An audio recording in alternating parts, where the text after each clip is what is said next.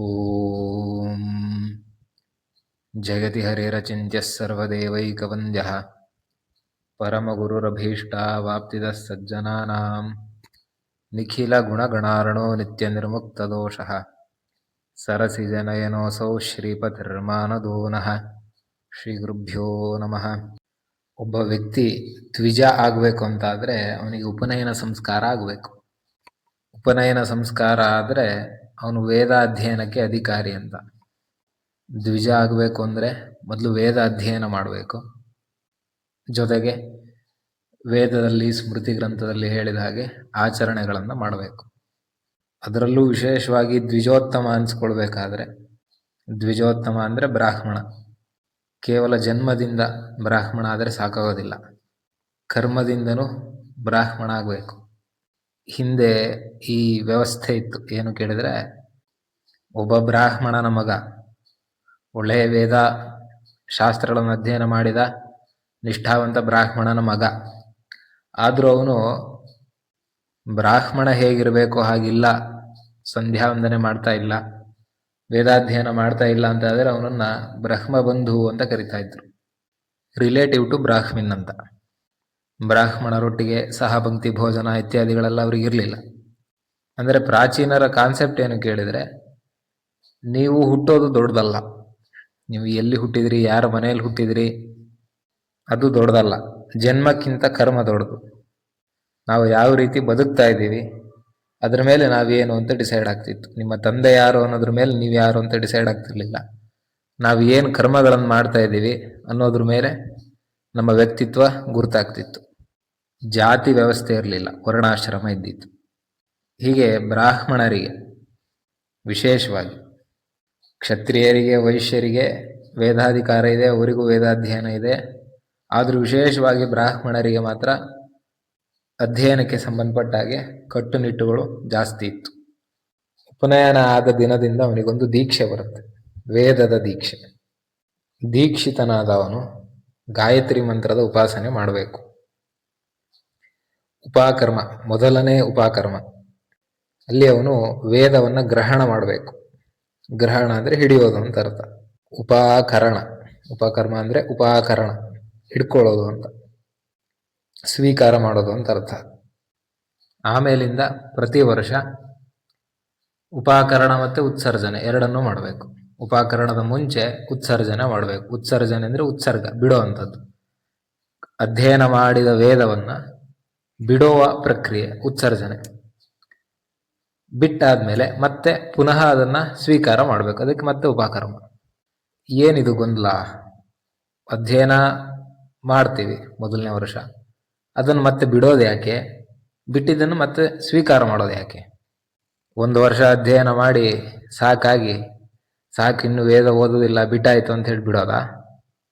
ಬಿಟ್ಟಾದ್ಮೇಲೆ ಬೇಡ ಇರಲಿ, ಕಷ್ಟಪಟ್ಟು ಓದಿದ್ದೀವಲ್ಲ, ಬಿಡೋದು ಯಾಕೆ ಸುಮ್ಮನೆ ಅಂಥೇಳಿ ಮತ್ತೆ ವಾಪಸ್ ಸ್ವೀಕಾರ ಮಾಡೋದಾ? ಅಲ್ಲ.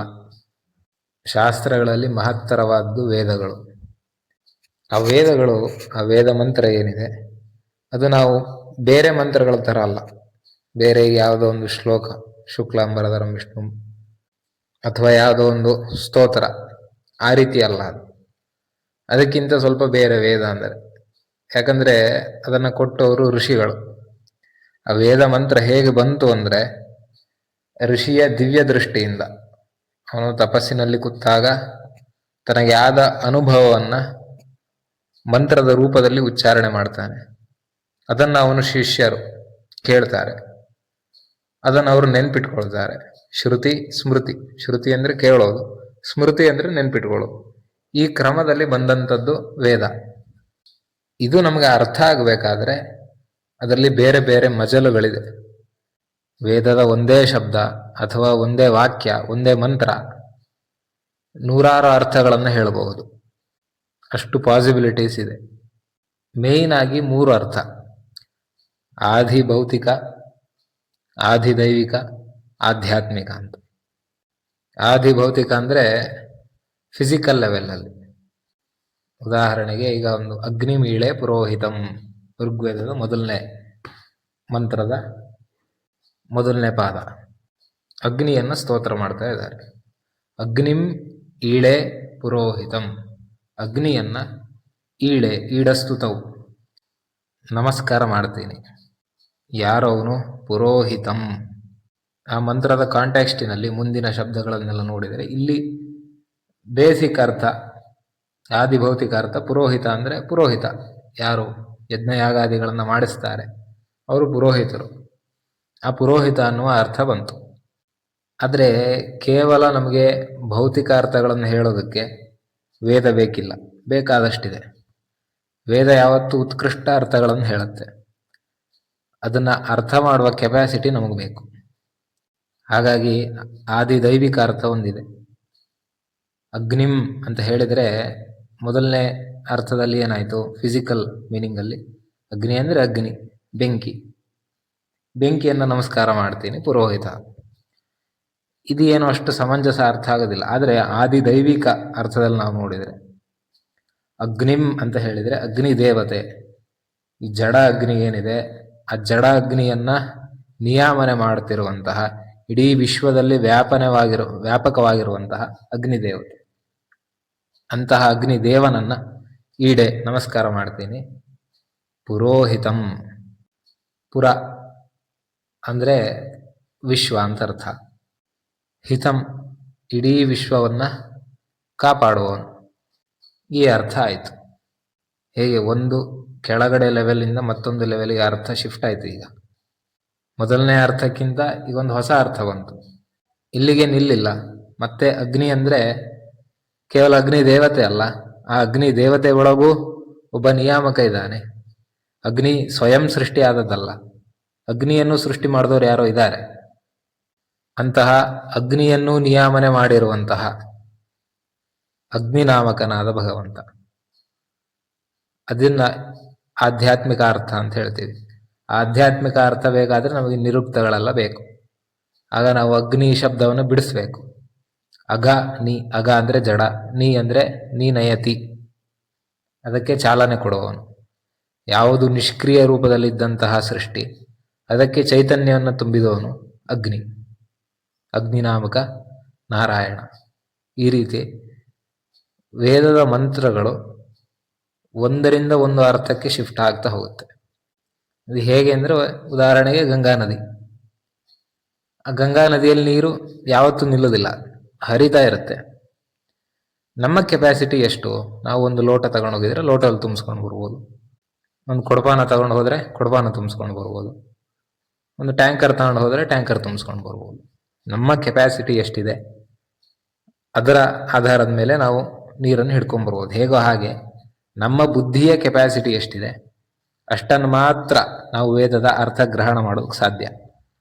ಹಾಗಾಗಿ ನಾವೇನು ಮಾಡಬೇಕು ಕೇಳಿದರೆ, ನಮ್ಮ ಬೌದ್ಧಿಕ ಶಕ್ತಿಯನ್ನು, ವೇದದ ಅರ್ಥವನ್ನು ಗ್ರಹಣ ಮಾಡುವಂತಹ ಶಕ್ತಿಯನ್ನು ಜಾಸ್ತಿ ಮಾಡ್ಕೊಳ್ತಾ ಹೋಗ್ಬೇಕು. ಧಿಯೋಜೋನ ಪ್ರಚೋದಯಾತ್, ಧೀಶಕ್ತಿ. ಅದನ್ನು ನಾವು ಎಕ್ಸ್ಪ್ಯಾಂಡ್ ಮಾಡ್ತಾ ಹೋದಾಗ ಸತ್ಯ, ನಿಜವಾದ ವೇದದ ಅರ್ಥ ನಮಗೆ ಹೊಳಿತಾ ಹೋಗುತ್ತೆ. ಇದನ್ನು ವೇದಾಧ್ಯಯನ ಅಂತ ಹೇಳೋದು. ವೇದಾಧ್ಯಯನ ಅಂತ ಹೇಳಿದರೆ ಕೇವಲ ವೇದದ ಪಾಠವನ್ನು, ಸಂಹಿತಾ ಪಾಠವನ್ನು ಉರು ಹೊಡೆಯೋದಲ್ಲ. ಶಾಸ್ತ್ರಕಾರರು ಬೈತಾರೆ ಕೇವಲ ವೇದವನ್ನು ಅಧ್ಯಯನ ಮಾಡುವವನಿಗೆ.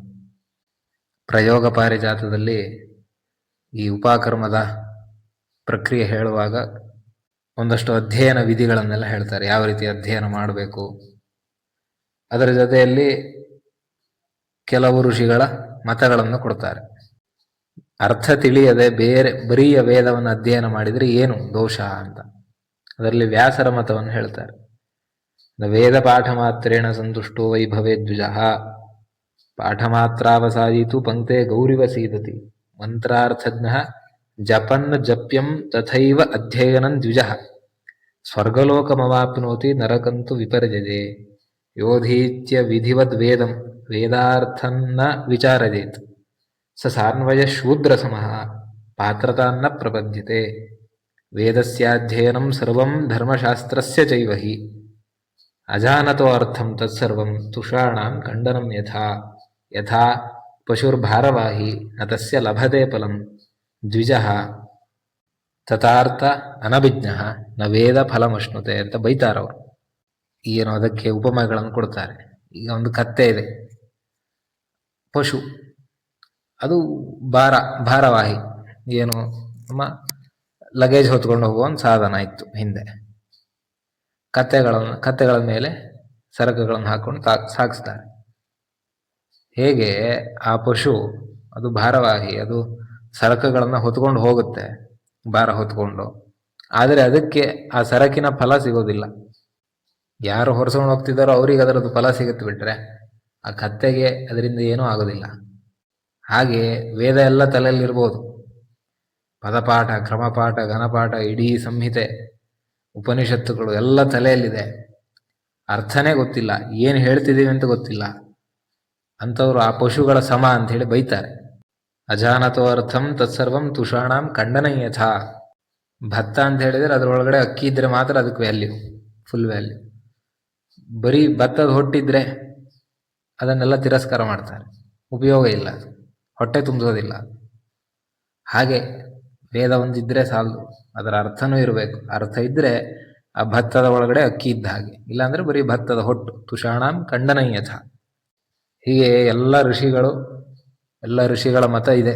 ಏನು, ನೀವು ಏನೇ ಓದಿದ್ರು, ಅಧ್ಯಯನ ಮಾಡಿದ್ರು, ಅದರದ್ದು ಅರ್ಥ ತಿಳಿಬೇಕು.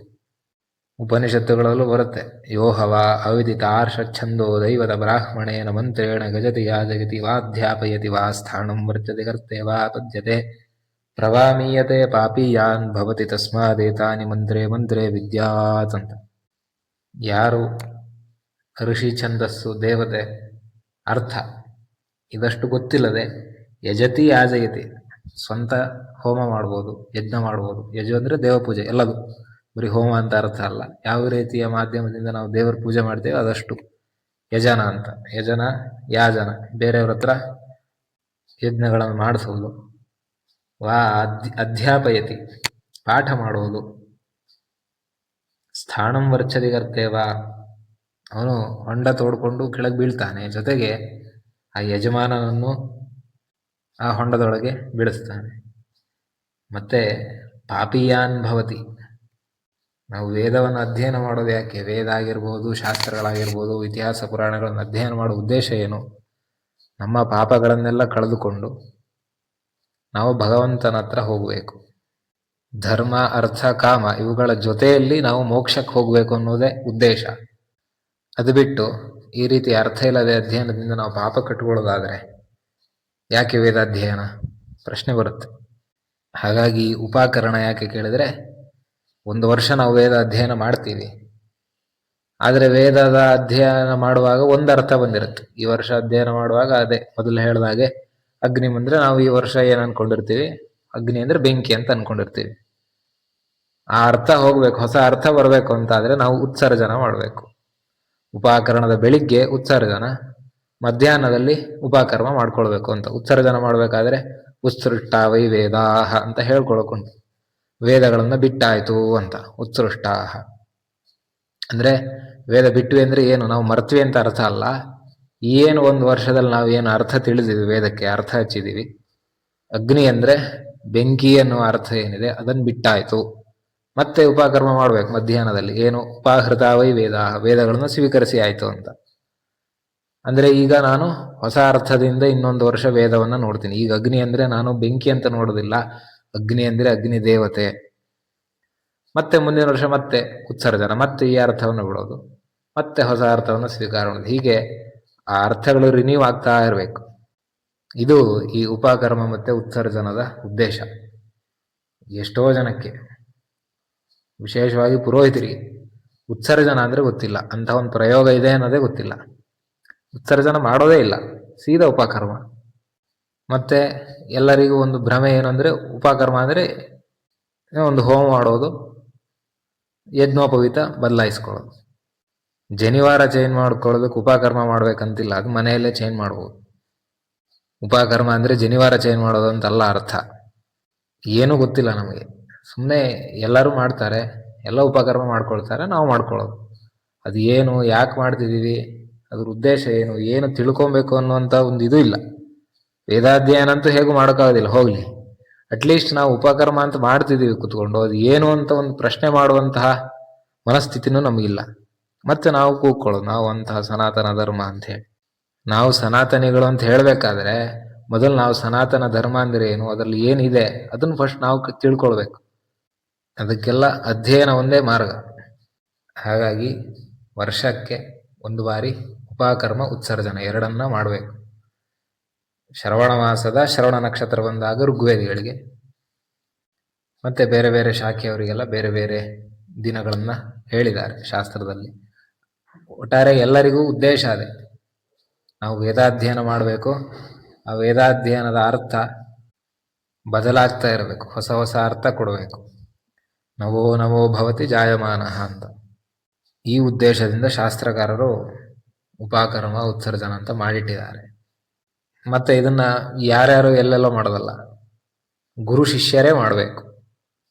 ಒಟ್ಟಿಗೆ ಕೂತ್ಕೊಂಡು ಉಪಕರ್ಮ ಉತ್ಸರ್ಜನ ಮಾಡಿ ಉಪಕರ್ಮ ಮಾಡಿ ಅದ್ಯ ಆರಭ್ಯ ಷಾಣ್ಮಾಸ, ಇಲ್ಲಿಂದ 6 ತಿಂಗಳು ವೇದವನ್ನು ಅಧ್ಯಯನ ಮಾಡಬೇಕು. ಬರೀ ವೇದ ಅಲ್ಲ, ಶುಕ್ಲ ಪಕ್ಷದಲ್ಲಿ ವೇದ ವೇದಾಂಗ, ಮತ್ತೆ ಕೃಷ್ಣ ಪಕ್ಷದಲ್ಲಿ ರಹಸ್ಯ ಇತಿಹಾಸ ಪುರಾಣ, ಹೀಗೆ ಬೇರೆ ಬೇರೆ ಆಪ್ಷನ್ ಹೇಳ್ತಾರೆ, ಶುಕ್ಲ ಪಕ್ಷದಲ್ಲಿ ಕೃಷ್ಣ ಪಕ್ಷದಲ್ಲಿ ಅಂತ. ಆ ಬ್ರಹ್ಮಚಾರಿಗಳು ಗುರುವಿನ ಸಮೀಪದಲ್ಲಿ ಕೂತ್ಕೊಂಡು ಗುರು ಶಿಷ್ಯರು ಒಟ್ಟಿಗೆ ಅಧ್ಯಯನ ಮಾಡುವಂತಹ ಒಂದು ಕಾನ್ಸೆಪ್ಟ್. 6 ತಿಂಗಳು ನಿರಂತರ ಅಧ್ಯಯನ ಆಗಬೇಕು. ಇದು ಈ ಪ್ರಕ್ರಿಯೆಯ ಉದ್ದೇಶ. ನಮಗೆ ಈಗ ಗುರುಕುಲ ಪದ್ಧತಿ ಇಲ್ಲ, ಆದ್ದರಿಂದ ಈಗ ಹೇಗೆ ಚಾಲ್ತಿಯಲ್ಲಿ ಬಂದಿದೆ ಆ ರೀತಿ ಮಾಡ್ಕೊಂಡು ಬರಬೇಕು. ವೇದ ಅಧ್ಯಯನ ಮಾಡಬೇಕು, ಸಂಸ್ಕೃತ ಗೊತ್ತಿಲ್ಲ ಅಂತ ಪ್ರಶ್ನೆ ಬರ್ಬೋದು. ಸಂಸ್ಕೃತ ಗೊತ್ತಿರಬೇಕಂತಿಲ್ಲ. ಈಗ ನಮಗೆ ಎಷ್ಟೋ ಮೆಟೀರಿಯಲ್ಸ್ ಇದೆ ಆನ್ಲೈನಲ್ಲಿ. ಹಾಗೆ ಒಂದು ಯೂಟ್ಯೂಬಿಗೆ ಹೋಗಿ ಸುಮ್ಮನೆ ಯಾವುದೋ ಒಂದು ಪುರುಷ ಸೂಕ್ತ, ಶ್ರೀ ಸೂಕ್ತ ಅಂತ ಹಾಕಿದ್ರು ಸಾಕು, ಪೂರ್ತಿ ಬೇರೆ ಬೇರೆ ವಿದ್ವಾಂಸರುಗಳು ಮಾಡಿರೋ ಪ್ರವಚನಗಳು ಬರುತ್ತೆ. ಅದು ಒಂದು ರೀತಿ ವೇದದ ಅಧ್ಯಯನವೇ. ನಾವೇನು ಮಂತ್ರ ಕಲ್ತಿದ್ದೀವಿ ಪುರುಷ ಸೂಕ್ತ, ಅದರ ಅರ್ಥ ಗೊತ್ತಾಗುತ್ತೆ. ಆ ಅರ್ಥಾನುಸಂಧಾನ ಆದರೆ ಅದನ್ನು ನಾವು ಪೂಜೆಯಲ್ಲಿ, ಹೋಮದಲ್ಲಿ ನೀಟಾಗಿ ಉಪಯೋಗ ಮಾಡ್ಬೋದು. ಅದೇ ಉದ್ದೇಶ. ಅದನ್ನು ನಾವು ಯಾವ ರೀತಿ ಎಲ್ಲಾದರೂ ಮಾಡ್ಬೋದು. ಈಗಿನ ಕಾಲಕ್ಕೆ ಹೇಗೆ ನಮಗೆ ಸರಿಯಾಗುತ್ತೆ ಆ ರೀತಿಗೆ ನಾವು ಸ್ವಲ್ಪ ಬದಲಾಯಿಸ್ಕೊಳ್ಬೇಕು. ನಮಗೆ ಸಂಸ್ಕೃತ ಗೊತ್ತಿಲ್ಲ ಅನ್ನೋದು ಒಂದೇ ಕಾರಣ ಆಗಬಾರ್ದು ಅನಾಧ್ಯಯನಕ್ಕೆ. ಅದೆಲ್ಲ ನಮಗೆ ನಾವೇ ಕೊಟ್ಟುಕೊಳ್ಳುವಂತಹ ನಿಮಿತ್ತಗಳು, ಸುಳ್ಳು ನಿಮಿತ್ತಗಳು. ಆಲಸ್ಯ ಇದ್ದವ್ರು ಮಾತ್ರ ಆ ರೀತಿ ಹೇಳ್ತಾರೆ, ನಮಗೆ ಸಂಸ್ಕೃತ ಗೊತ್ತಿಲ್ಲ, ನಮಗೆ ಟೈಮ್ ಇಲ್ಲ ಅಂತ.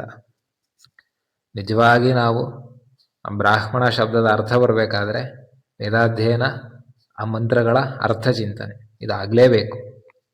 ಇಲ್ಲಾಂದರೆ ನಮ್ಮ ಸಮಾಜದಲ್ಲಿ ನಾವು ಬ್ರಾಹ್ಮಣರು ಅಂತ ನಾವು ಗುರುತಿಸ್ಕೊಳ್ಬೋದು. ಆದರೆ ಶಾಸ್ತ್ರಕಾರರಾಗಲಿ ಋಷಿಗಳಾಗಲಿ ಯಾರೂ ಅದನ್ನು ಒಪ್ಪುವುದಿಲ್ಲ. ನಮ್ಮ ಋಷಿಗಳ ಅಭಿಪ್ರಾಯದಂತೆ ಯಾವತ್ತೂ ಜಾತಿಯಿಂದ ಯಾರೂ ಬ್ರಾಹ್ಮಣರಾಗಲಿ ವೈಶ್ಯರಾಗಲಿ ಶೂದ್ರರಾಗಲಿ ಆಗೋದಿಲ್ಲ. ಕರ್ಮದಿಂದ ಅವ್ರು ಏನು ಕೆಲಸ ಮಾಡ್ತಾರೆ ಅನ್ನೋದ್ರ ಮೇಲೆ ಅವರ ಬ್ರಾಹ್ಮಣತ್ವನೋ ಕ್ಷತ್ರಿಯತ್ವನೋ ವೈಶ್ಯತ್ವನೋ ಶೂದ್ರತ್ವನೋ ನಿರ್ಧಾರ ಆಗೋದು. ಈಗ ನಾವು ಮಾಡಿಕೊಂಡಿರ್ಬೋದು ಜಾತಿ ವ್ಯವಸ್ಥೆ, ಆದರೆ ಈ ವರ್ಣಾಶ್ರಮ ವ್ಯವಸ್ಥೆ ಋಷಿಗಳು ಕೊಟ್ಟಿದ್ದು. ಅದರ ಆಧಾರದ ಮೇಲೆ ಈಗಿನ ಎಲ್ಲ ನಮ್ಮ ಆಚರಣೆಗಳು ಆಗ್ತಾ ಇರೋದು. ಹಾಗಾಗಿ ನಮ್ಮಲ್ಲಿ ಎಷ್ಟು ಸಾಧ್ಯ ಆಗುತ್ತೋ ಅಷ್ಟು 4 ವೇದಗಳನ್ನು ಅಧ್ಯಯನ ಮಾಡೋಕ್ಕಾಗದೇ ಇರ್ಬೋದು.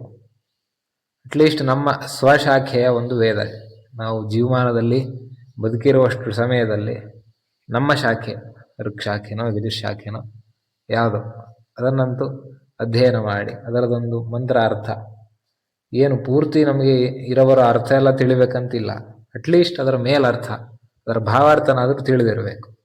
ಆ ಒಂದು ಪೂಜೆಯಲ್ಲಿ ಅಥವಾ ಒಂದು ಹೋಮದಲ್ಲಿ ಒಂದು ಮಂತ್ರ ಉಪಯೋಗಿಸ್ತಾ ಇದ್ದೀವಿ, ಮಂತ್ರ ಉಚ್ಚಾರಣೆ ಮಾಡ್ತಿದ್ದೀವಿ ಅಂದರೆ ನಾವು ಏನು ಹೇಳ್ತಿದ್ದೀವೋ ಅದು ನಮಗೆ ಗೊತ್ತಿರಬೇಕು. ನಮಗೇನೊಂದು ಭ್ರಮೆ ಅಂದರೆ ದೇವ್ರಿಗೆ ಗೊತ್ತಿರುತ್ತೆ ಸಾಕು ಅಂತ. ದೇವ್ರಿಗೆ ಗೊತ್ತಿದ್ದೇನು ಪ್ರಯೋಜನ? ನಮಗೆ ಗೊತ್ತಿರಬೇಕು.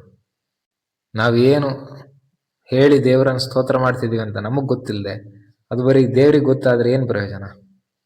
ಈಗ ನೀವು ಏನೋ ಒಂದು ದೊಡ್ಡ ಸಾಧನೆ ಮಾಡಿದ್ರಿ, ಅದಕ್ಕೆ ನಿಮ್ಮ ತುಂಬ ಪ್ರೀತಿ ಪಾತ್ರ ಆದವ್ರು ಯಾರೋ ಒಬ್ರು ಒಂದು ಕವಿತೆ ಬರೆದರು.